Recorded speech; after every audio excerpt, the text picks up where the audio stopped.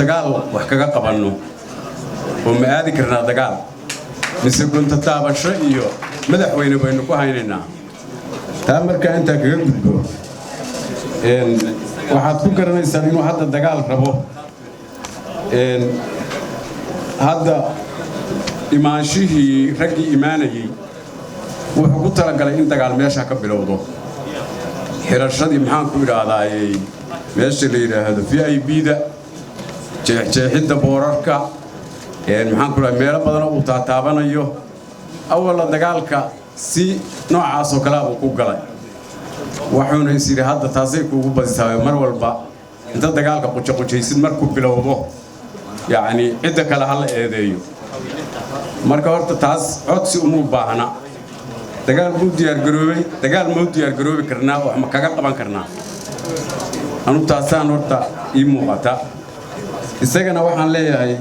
madaxweyne dagaal intii hore haddii aad istiri waxbaa kuugu qabsoomay tan dambe cidla yaan haraad kugu dilin waxba ku qaban maysid xaqiiqda markii la sheego dagaalka waa loo diyaargaroobayaa wixii hore taataabashi ahaayeen waa la gelayaa rag badan oo bannaanka ka joogay baa soo gelaya rag badan oo wax xiidhinayay baa gelaya yaan cidla haraad kugu dilin baan leeyahay markaan intaa isaga kaga haro waxba ka codsan maya anugu isaga waxaan la hadlayaa madaxweynihii waxaa la yidhi halkaanu fadhiyaa shalay waa la sheegay madaxweynaha halkaan fadhiyo anugu kalifin aduguna hadhow inaannu kaa cabanno oo dagaalku ugu diyaargarowno waxa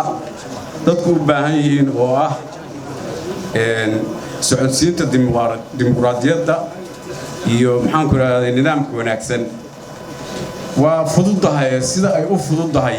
umar oo maskaxda aad maanta halkaan la fadhidid oo fiican oo aragtideeda markaad qudbeynaysid macaan aad nala hor fadhidid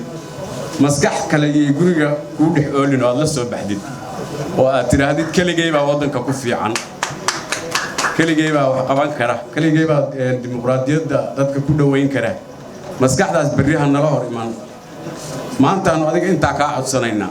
berrina codsi kaama rabno sidaanu kaa ula dirno baan kuula diriraynaa haddaad maxaan ku idhahdaa codsigayga maanta aqbali weydi intaasaan kaga baxaya assalaamu calaykum waraxmatullah